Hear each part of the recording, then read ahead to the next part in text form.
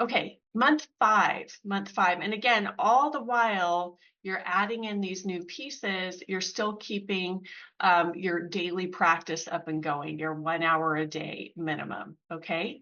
And make that 1 hour a day like, um, as impactful as you can make it. Okay. And you can do more, but you don't have to require yourself to do more, I would say, but make sure that you're keeping up that hour a day throughout this 5 months. Okay, moving into month five. Sorry, I'm looking at my notes here. This is where you really have the ability now to explore your style. You should know at this point what materials you respond to most. Like, are you going to go all in on oils? Are you going on acrylic, pastel, watercolor? Maybe it's some form of clay or sculpture, or pen and ink versus graphite. If you're a draftsman, or if that's really what you're responding to. So you should know that by now, what you're going to commit more of your time and energy to. Okay, and because in month four, you've done this deep dive into art history and also contemporary artists, you also should have an idea of like what you want to create. So in month five, you're going to explore your personal artistic style on a deeper level. I want you to play with different subject matter. Okay, so maybe that is drawing portraits or figures, trying your hand at still life, perhaps. Like, that's what I ended up landing on. And I never knew that that was a thing I was going to end up painting. I really didn't. I really thought in the beginning I was going to be a portrait artist, or a figure draftsman, or maybe even sculpture is what I thought in the very beginning. So it's important that you do give other genres and subjects a chance. So try landscape, try abstract art, perhaps. Try florals. Not You can try lots of different genres. The other thing I want you to explore in month five is different processes or techniques, right? So within each medium, there are so many different ways to apply that medium, so many different processes, ways to go about doing it. So, for example, with oils, somebody like me paints wet into wet, alla prima is what they call it. But that's not the only way to work with oils, right?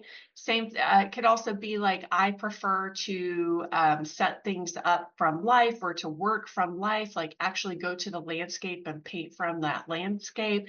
But that's not the only way to go about doing it, right?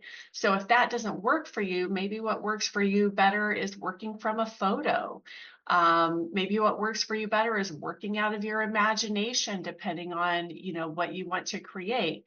Maybe what works for you better is doing a whole bunch of little miniature studies, and then, taking those ideas and picking and choosing from those ideas.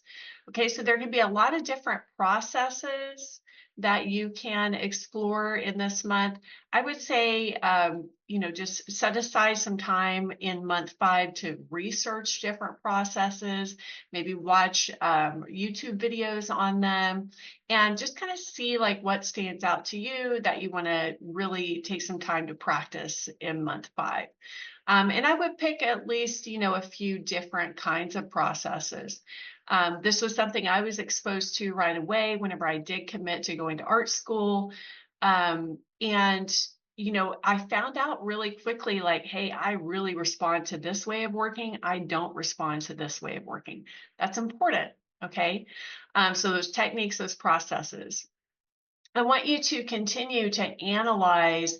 You're going to keep that art history and contemporary artist study alive throughout month five, right? I want you to analyze your favorite pieces, both the pieces that you create and also pieces that you respond to. Not always do the two coincide. So I want you to analyze both of those, your favorite works. Okay, and find any common themes behind them. I have a whole course on finding your artistic voice on my website, artlifewithkelly.com. If you're interested in that, that goes deeper into this subject. So you can click the link to my website. You can buy that course directly off the website as well. But this is a very important part of the process.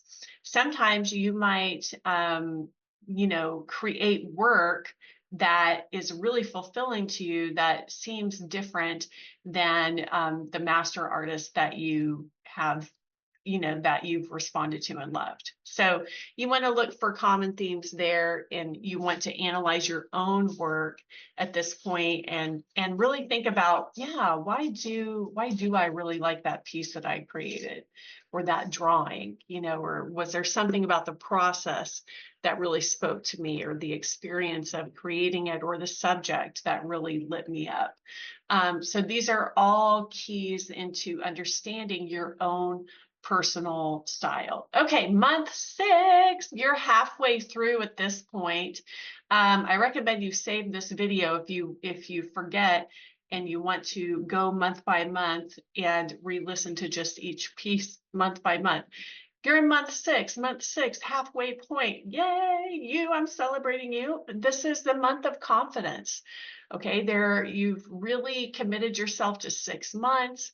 That is a big freaking deal. Not everybody will do that. Not everybody will show up for 6 months and stay the course and believe in themselves for that long and commit themselves for that long. So month 6 is a month of confidence. Confidence comes from the courage to complete. So you are going to start, now you're moving out of the practice mode, okay? And I want you to focus on completing your pieces, right? I'm going to say, if you really, really, really, if you really want to become a professional artist in 1 year time, you need to be completing at least 2 minimum paintings, drawings that you would exhibit, for example, not just, like sketches or studies. You need to have 2 completed works a week. Okay, so at least 2. That's 8 for the month. If you want to do more, then definitely do more. You're going to keep up your 1 hour a day practice, and that can also, of course, be feeding your 2 completed weeks. That can turn into 1 hour of no longer practice, but putting time into your completed works. Okay, so you're also going to build confidence. You're going to let the cat out of the bag, right? You're going to come out of the closet as an artist. If you have been, scared to kind of let people know what you're doing, what you're up to, now is the time to start to let that out into the open. Now, in the beginning, I would just say you're probably still a little bit sensitive. If you're anything like I was, you're probably still sensitive to criticism. You really still need a lot of support at this time. And so I want you to just find some allies, some people that believe in you, want the best for you, want you to be happy, whether this is your partner, with your children, your parents, maybe you have some really close friends or siblings. And you're going to let them know what you're up to if you've been keeping it private up until now. Part of confidence too in month 6 is to celebrate, right? If we're only focusing on where we're missing the mark, or how bad we think our artwork is by this point, see, who was I kidding? I was fooling myself. I'm never going to make it. Blah, blah, blah. All that inner criticism, I want you to swap out that inner critic for the inner celebrator, the inner cheerleader. Ignite your own inner cheerleader in month 6. Please, please do this. I know that it's hard work. It is hard work to do this, especially if you are anything like I was and you have a super strong inner critic. You're going to have to, silence that inner critic and turn on your inner cheerleader for yourself and celebrate the prior 6 months. Okay. You may even just put out all of your work. This is something I did after my first year of art school, and My partner really encouraged me to do this. Thank goodness he did. But I just put out everything I had created that I haven't thrown away. I recommend you don't throw anything away, by the way. Please keep it, even if it feels just so horrible and a disaster, and you never want to look at it again and it makes you cringe. Please hold on to it for at least this first year. After a year's time, you can decide if any of those you want to toss out. Okay. Month 7, moving into month 7, you want to expand your skills. Okay. You've been showing up, you've been completing work. You're going to analyze for any weak spots in month 7. This may also involve getting feedback from people that you trust, that are not just going to totally tear you down, right? Whether that's a teacher or a mentor.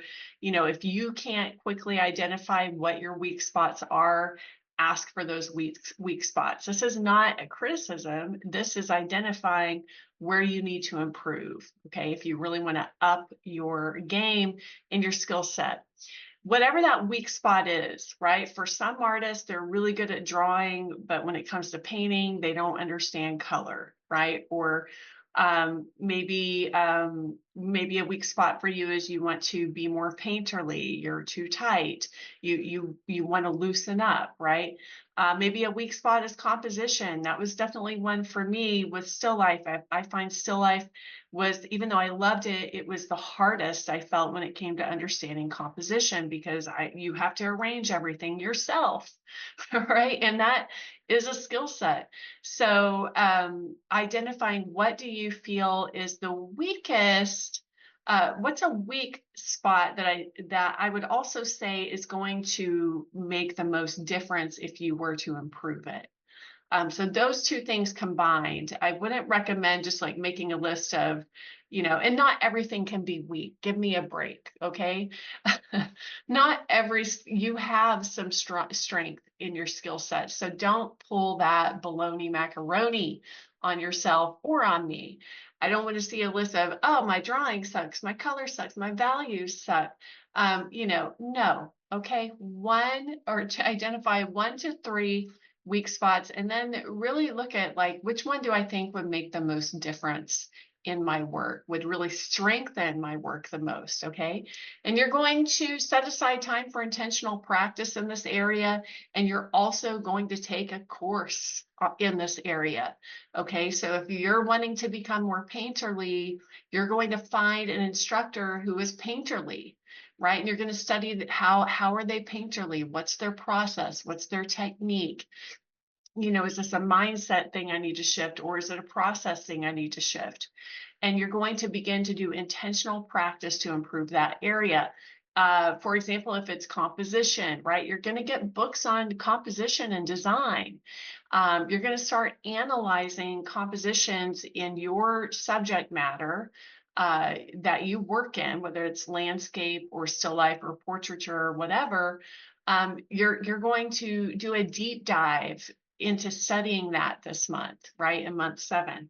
And you're going to make sure that you're intentionally practicing, improving that, doing your homework, making sure that that is your primary focus whenever you go to the sketchbook, the easel, the sculpture stand, whatever it may be.